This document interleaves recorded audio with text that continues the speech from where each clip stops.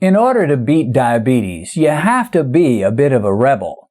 If you're content just to accept the status quo and do what diabetics have been doing for ages, which is to eat about the way you've always eaten, take a little medicine or a lot, and just hope you can endure to the end, well, that's a recipe for disaster, and that end will probably come a lot sooner rather than later.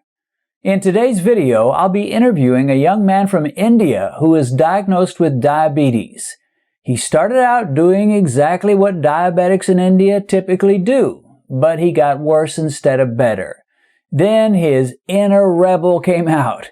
He did some research. He rebelled against a standard Indian diet, rebelled against standard diabetic protocols, and he beat diabetes.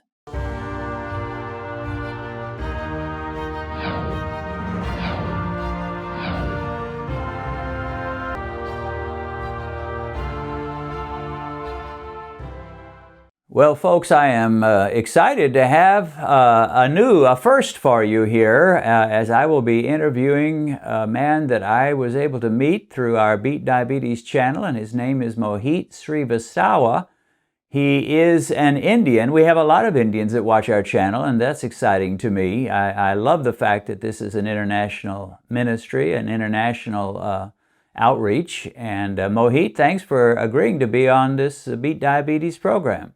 Oh, it's absolute pleasure for me. I actually imagined coming on your show one day and telling everyone that I was a diabetic and I'm not anymore. And that dream has come true now. So before you even were seeing that victory, you were kind of picturing you being interviewed by me. Is that right? That's true. Because wow. While I was doing all my research about diabetes, I found your channel, and then I could see so many people coming on your channel telling their story and helping other people out. And I thought, why not be one of them? And here I am now. That is awesome. And you know, you're really kind of unique in two ways. First, you're the first Indian man that we've had on the program, and secondly, you know, most people, when they get diabetes, everything starts to break down when they're in middle age, 40s or 50s, but you're not that old, are you? No, in fact, I'm 30, and I think I had been diabetic for at least 2 years without knowing it. I just found out about 4 months back that I was a diabetic. So you were a diabetic in your late 20s, didn't know it for a while. Do you have a family history of diabetes? Yes, I do. So my grandfather, my mother, my father, everybody is a diabetic. And yet, for some reason, I did not take it to be such a serious thing because, well, I just thought I'm Superman, nothing can happen to me. And I think 4 months back, I was just sipping on my cola, watching a movie. And the moment I finished that soft drink, I started to feel really uncomfortable. I was sweating and my pulse had really gone up. And I just ran to the nearest doctor. The doctor told me that my pulse was really high. While I was just sitting and sipping on cola, it was about 140 or something, and my blood pressure was really high. It was about 190 something. And then he asked me, do you have a family history of diabetes? I said, yeah. And that is when it clicked me that maybe I'm also going the same way now as my parents are. And that's how I found out that I was diabetic. So this was the first clue you had. Up to that point, you didn't have any thoughts about being diabetic. Is that right? Honestly, no. Although I could feel that things are not right for me, I was gaining weight like never before in my life.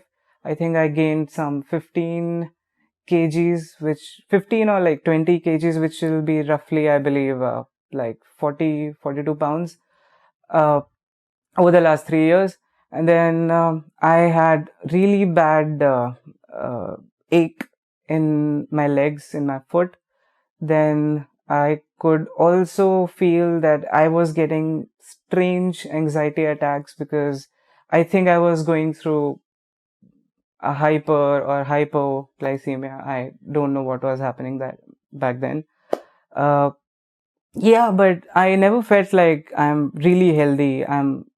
It's a strange thing when blood sugar was maybe high all the time, but you don't really think about it. You don't never really seem to worry so much because you're so busy in your life and you just don't give or pay attention to your body. But my body was actually telling me that something is not right. In fact, before going to bed, I would go to the washroom like maybe 5 times, 7 times, and it was completely unnatural for me. And I still did not give it a thought. You were having a lot of urination. Yeah. You're urinating a lot. Yeah. Before bed, especially before bedtime, it would take me around 2 hours to actually get to go completely sleep, rest properly, because every 15 minutes I would get up and I had to go to the washroom. You went to the doctor, your pulse was high, your blood pressure was high. He asks you, do you have a family history of diabetes? And you tell him, yes, I do. At that point, does he test your blood sugar to see where it was? Yeah. So, right when the doctor told me that, you should really go get your checkup done, the very next day I went there, this HbA1c test that came out to 7.1. And he told me anything more than 6.5 is a full-blown diabetes, so you are diabetic. At first, I did not believe him. I thought maybe there's something wrong with my test. So the day after the checkup, I went back again and I did the same test again. And again, the result was the same. So it was obviously shocking, not really too shocking, because if you think about it, what we eat here in India, our plate really consists of 4 things.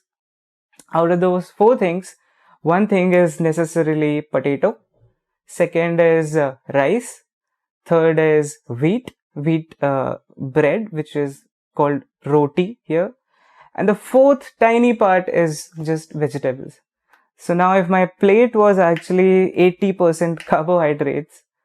Yeah, how about the sugar? Did you eat many sweet things, sweet pastries, any types of candy?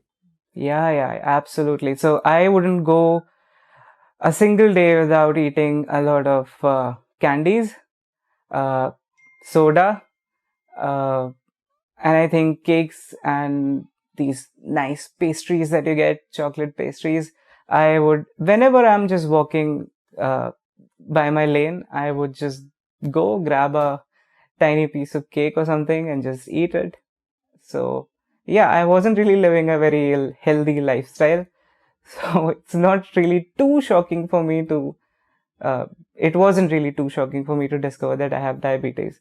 After that, I went to the doctor, and so my doctor told me, so now that you know that you have diabetes, what you have to do is you have to cut down on fats and you have to exercise a lot. And you will not believe that he also gave me an advice where he said you should eat poha, which is an Indian breakfast, which is basically made of rice. And he told me you should take all of that. You should take less of eggs and meat and other fatty food. He's telling you to cut out the fat, eat more the rice and the traditional Indian foods. Let's just put a pause on the story for a minute and talk about the Indian diet. Now, we have obviously a lot of Americans that watch this channel, and also Westerners. We consider the American diet to be, probably the worst possible diet there is, But we don't think about the fact that in many parts of the world, they're equally eating a diet that's really not at all healthy. Tell us, you've described an extremely high carb diet along with a lot of sweets and pastries and sugary type foods. Is that normal, Mohit? Is that the way many Indians eat, or were you very unusual in the way that you ate? Oh, I am an average Indian and I'm eating what everybody here eats. So our breakfast is mostly this thing called poha, and poha is made of rice. Uh, our lunch and our dinner is basically 80% carbohydrates. So the food plate that we have, that has four things in it. One is rice, which is necessarily every day. Second thing is roti, which is a wheat bread, which is also we have every day, twice a day. Third thing is pulses, which is called dal here, which is again, and it is beans also. And the fourth thing, which is like a really tiny part of a plate, which is vegetables. So actually, the only good thing that we are eating is just 20% of the plate, and 80% of the plate is actually rich in carbs. And generally, people don't go for a lot of proteins and a lot of fats, because the stigma here is that if you eat a lot of fats, you're gonna get fat. And if you eat a lot of proteins, which generally comes from meat and eggs, and people generally don't prefer it here because of religious reasons, and people prefer to be vegetarians. But I also used to do that and see where that led me to. Apparently, not just the general population, at least in India where you live, but even the doctors buy into this idea. And your doctor was telling you, cut out the fat, eat more carbohydrates. And one thing about India is, and I've been there a number of times, they find, it seems like, all kinds of creative ways to make bread products. They all go by different names, but they're all pretty much the same. You mentioned roti. There's another product called naan. There's one called chapati. I mean, it's like Indians love their bread products. Yeah, it's like if you don't get one of these things in your meal, it's not called a meal, it's called a snack. And if you just had snack, then you have to have a meal. And your doctor was telling you then to cool it with the fat, just continue to eat lots of carbs. I assume you figured your doctor was right and just did that for at least for a little while. Is that right? Or did you begin to question that? so here is the big revelation. I bought into it and I thought, yeah, he's a doctor, he should know what to do. So for the next 20 days, I started eating more carbs, even less fats, and no proteins at all, as less as I could. And I started exercising. I would exercise so much that even if I was really sleepy and tired, I couldn't sleep because my entire body was hurting. And I followed the advice, the standard medical advice to the core. And because I was really curious about what is happening in my body. So after 20 days, I went back to the lab and I said, I know it's just 20 days, but I just want to see what my HbA1c again is. So I did a test, and this time my HbA1c was 7.5. So it had gone 4 points up. 20 days back on my regular diet, I was 7.1.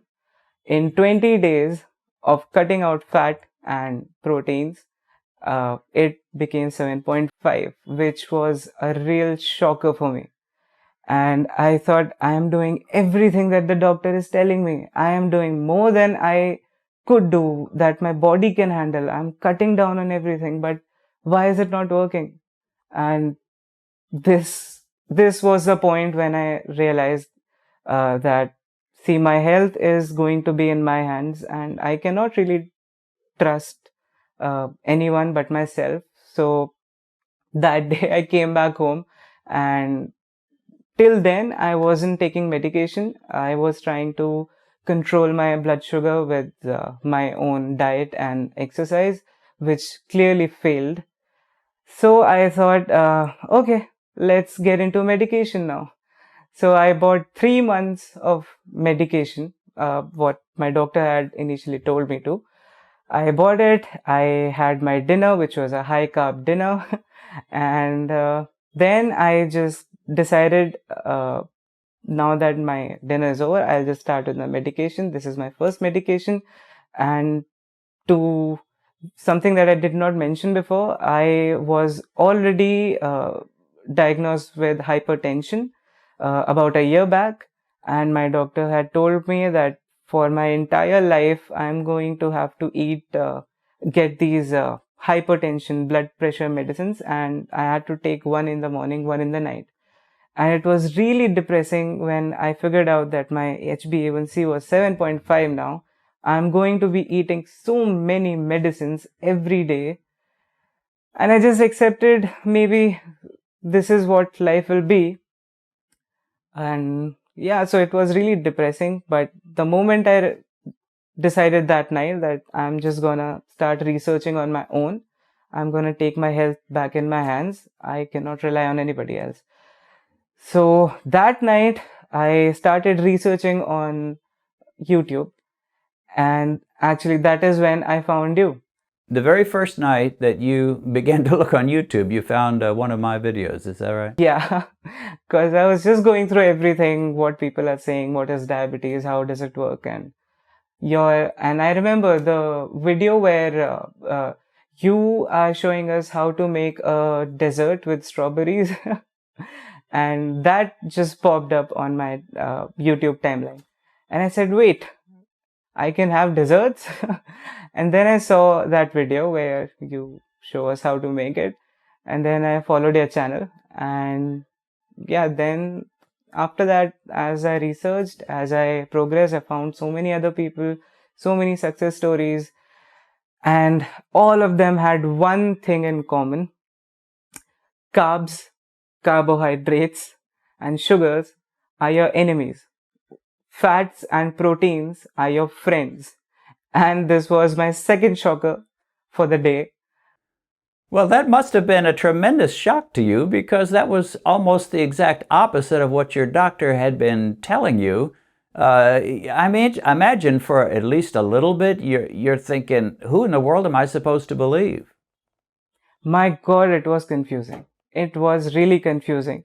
But like I said, in 20 days of cutting down all my fats and proteins, my HbA1c score actually increased. So now I knew I'm doing something really wrong here. So that was my first hint. Then I found your channel. Then I found other people like Dr. Jason Fung. And all of them are telling us just one thing: carbohydrates are bad. And there are so many success stories on the internet, and everybody keeps telling me just go on a low carb diet. And if you really want to amp it up, just go on intermittent fasting. And that night when I saw that, all of that, I remember for the next 48 hours, I did not leave my desk. And I had work the next day. I took an off. I just kept researching. I started making notes of everything right from scratch, forgetting completely what the standard advice was that came from the doctor. And in fact, if you see behind me, this is the table where I was sitting and I was researching. And as you can see, I just put up every information that I found vital for my health, and I just stuck it up on the wall. Next day, I bought a glucometer, a blood pressure machine, all the supplements that I thought I should be having, and I just lined them up on my table. And in a way, you could say that after going through all this research, I was basically just preparing for a war against diabetes, because for the first time I could understand what diabetes is, how it's controlled, how it may be cured. Uh, I was obviously type 2 diabetic. I was gaining weight all this while. And so, yeah, so that was the story when the shock came. But thank God that shock came. After that, I turned my life around and my life is so much better now. So much better. Well, let me ask you this, Mohit. How you went through this burst of a couple of days where you're just apparently watching one YouTube video after another, and you're getting the idea that I need to change. I need to maybe go a different direction than all this high carb diet that I've been told. And you did make that change. You became convinced fairly quickly. After you did, and you bought a glucometer, you're starting to test yourself. How long did it take you before you began to see, hey, this is actually working? Oh, the very first test that I did after I bought that glucometer was I ate 2 rotis and a naan, and I checked my blood sugar. It was 200 after that. I generally spike 2 hours after meal. So I checked, it was 200. And then immediately, I waited for 2 hours. I went out, I bought myself a nice big piece of chicken, grilled chicken, and I ate that chicken. And then I checked my blood sugar later. It was, I think, 140. And yeah, so that in that moment, I realized, my God, everything I was doing is wrong. And so now that I had learned, I had seen videos, I have done the research, I am seeing it with my own eyes on my meter, and my meter doesn't lie. That is, I think at that moment only I had understood that this is the change that I need to do. Everything else that I had been told is not going to work. And after that, I just started a ketogenic diet, and which is basically a low carb, high fat diet. Within 3 days, I realized that I've lost 1 kg. 1 kg is around, I think, 2.2 pounds. The weight is starting to come off. Yeah, within 3 days. 3 days of a low carb diet. And I was so happy because I was exercising so much before and nothing was working. My weight was still going up, and back then nothing was working. The moment I shifted to a low carb diet, things just started to change, and in a really big way. So first 3 days of ketogenic diet, I see that my weight has gone down by 1 kg. Now I knew it's really working for me. Second thing, just to like a cherry on the top, I decided I will start doing intermittent fasting also with it. So I started doing intermittent fasting. I went 16 hours without food on day 1. By day 7 of starting this, I started to have 1 meal a day, which is what we call OMAD. Now I was just having 1 meal a day, and I was having all of it as a low carb meal. And miracles started to happen. After about 14 days, I tested my blood pressure, which I used to take medicines for, but in the last 14 days, I did not take. Now see, when I was taking medication for about a year, my blood pressure was still high. When I was diagnosed, it was about 190, 140. When I was taking medication, it was 150, 100 something. And when I threw all the medicines, I just went low carb and started doing fasting. It was completely normal in 2 weeks. I did not believe that it's happening. I checked it again. Since then till today, it's been 3 months. I regularly keep checking my blood pressure. It has never gone above 125, 130 at the maximum level. So this was what I saw in 14 days. Now, after 2 months, I was very curious to see what is happening in my body again. So I went back to the same lab. I met the same doctor, and I said, I need to get this test. HbA1c. So I did that test, and now 2 months of doing this, my HbA1c from 7.5 had come down to 5.9. And at that moment, I think that was one of the best moments of my life because I was so worried about living with diabetes. I thought I'm just gonna end up in a really bad mess later in life. And my doctor was like, wait, you're having medicines, right? This is no big deal. I said, no, I'm not having any medicines. Then she was like, are you exercising a lot? I said, I am doing zero exercise. And then she was like, so what are you doing? And I told her what I was doing. She again did not understand. She did not support it. And I decided if she doesn't want to believe in this, in a low carb diet, I said goodbye to my doctor. And now it's a little more than 3 months now since I had been doing it, and my life has changed even further. About 7 days back, I again went to the same lab. My HbA1c now is 5.5.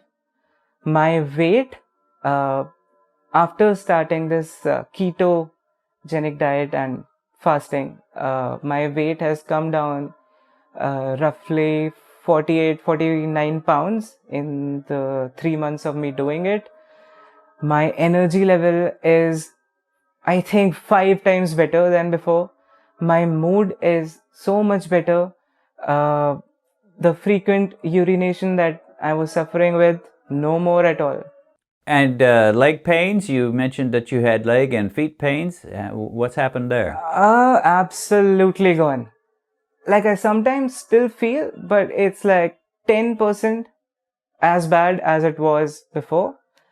So as of now, I can say that all my symptoms of diabetes are gone.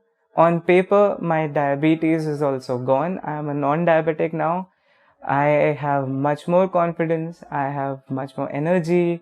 And to be honest, I want to tell this to other people who are watching it, that when you get type 2 diabetes, for me, it was really a gift of God, because I used to live a very unhealthy life where I was neither confident nor happy, not doing anything about my life. And once diabetes changed me, right now I am living my life to the full extent of achieving things, happiness. The way my life has changed in the last 3 months, I think if I had to thank someone, I have to thank maybe God and diabetes. So I'm really happy now. Well, Mohit, that is such an awesome testimony, so powerful, and I know you're going to touch a lot of lives with this. I thank you for sharing that. A lot of people want to know, okay, you say you've cut the carbs, but give us some specifics in terms of what you eat now. You've told us what you used to eat, a lot of bread products, rice, potatoes, a lot of sweets. What would be a typical dinner? Let's say you wanted to have a big dinner, but you're a lot more careful now than you used to be. What kind of foods would you have these days? Okay, so I am on OMAD. That means I eat just once a day. But I was also a very big fan of snacking before. So I have found a way to include both in my OMAD. So I basically 23 hours of the day I don't eat. In the 1 hour that I eat, I start the hour with a little tiny snack. My snack is a tea or a coffee made in cream, heavy cream or whipped cream, which, thanks to you, I learned from you in one of the videos, and I was really happy. And so that is, and with that I take a few nuts, maybe some ground nuts or peanuts maybe, or something. So that becomes my snack at the starting of the hour. At the end of the hour, I mostly eat a salad which is prepared in olive oil or coconut oil or ghee or butter, something like that. Other days I'll have a coleslaw, which is made in homemade mayonnaise. Uh, with that, I always take a small portion of eggs. If I don't have eggs, then I go for the better things, which is bacon, which is chicken, and so far I haven't had. Oh, and sometimes fish. But that is usually my day now. So when I'm not eating, I just generally have maybe 3 or 4 green tea. When I'm not eating, I also might have a black coffee or two, but I generally am just happy with green tea because it keeps me feel uh, really light and happy. And the best part is when you're eating this way, all your gastric problems go away. I had a few, and now they are also gone completely. Do you feel cheated that you can't eat the way you used to? Do you feel like you're really deprived and it's a sad, sad life? My God, no, not at all. Because that taste in your mouth that lasts for like 15 seconds is nowhere close to what you experience when you're healthy. Right now, I am healthy. I can enjoy everything in my life without worrying about my health. I do not think that I will ever go back to that diet that most of the Indians are having right now, that the world is having right now. I don't know. But one thing is for sure that in the last 3 months, I never craved for any carbs or sugar. In fact, if you have to make a roti or if you have to make a naan, there are substitutes. We know that you can make low carb desserts. You have made so many on your channel. We know that we can make bread out of coconut flour, almond flour. So I don't see the need to go back to eating that poison that was killing me. I can easily replace everything that I used to eat with new and better food. So why not? And that's what I've done. And now I'm happy. Well, you have done very well, my friend, and I am so happy for you. You are a powerful testimony. I think it's interesting because there are some people who say that the thing that causes diabetes is fat and meat, and if you can just stop eating the fat and meat, everything will be fine. If that were true, there would be no Indians hardly with diabetes because many Indians don't eat meat at all, and those that do don't eat very much of it, and yet diabetes is all over India. All over India. I think by 2025, India is going to be the diabetes capital of the world. And there's no wonder what we are eating is not right. Give us a word of encouragement. I'm thinking about the people who have just discovered they are diabetic and they're scared to death. They don't know what to do. Give them a word of encouragement. When diabetes came into my life was absolutely miserable, even though I did not know about being a diabetic. I was fat and I had no energy. I was doing really bad at work and I was doing really bad at my personal relationships and my personal life. Diabetes came in. I learned about the disease. I learned about health. I started taking the right steps. And I think I am as happy right now as I was when I was a teenager. Right now, I am 30, but I feel like I might just be like a 16, 17-year-old. So it's not a bad thing. It's a good thing. Take it, use it to change your life around and become an example for other people, because that's what I do. Now that I know what to do, I'm helping other people. Other people are blessing me. They're learning from me. I'm learning from them. You are going to change your entire life. Just understand what diabetes is and what you have to do. Amen. Well, thank you so much, my friend. That is, you are an inspiration to me. And, I've been involved in the low carb thing for a lot of years, but just hearing your enthusiasm, hearing your success story, it's awesome. And you've told me that you're thinking about ways to reach out to other diabetics. So may God bless you in all your efforts. And not only have you been helped, but you're going to help others. And that is wonderful. Thanks for being on Beat Diabetes. Oh, it's wonderful. It was a pleasure. And thank you so much, Dennis, for your channel. I have learned a lot from there. What a great story, and what a powerful story. Now, I couldn't tell you how many times I've heard from critics who make the same identical argument. They say, don't you know that eating meat and fat is what causes diabetes? All that fat enters your cells and they have no room for any sugar. Just go to a non-meat diet and the cells are going to slim down and your diabetes will be cured. I have heard this so much, and they use almost the same exact words to the point where it seems like they're simply repeating talking points that have been given them by the same nutritionist or group of low-fat gurus. But that argument is made out of straw. I can refute it with one single word: India. India has over 1 billion people in it, and hundreds of millions of those people do not eat meat at all.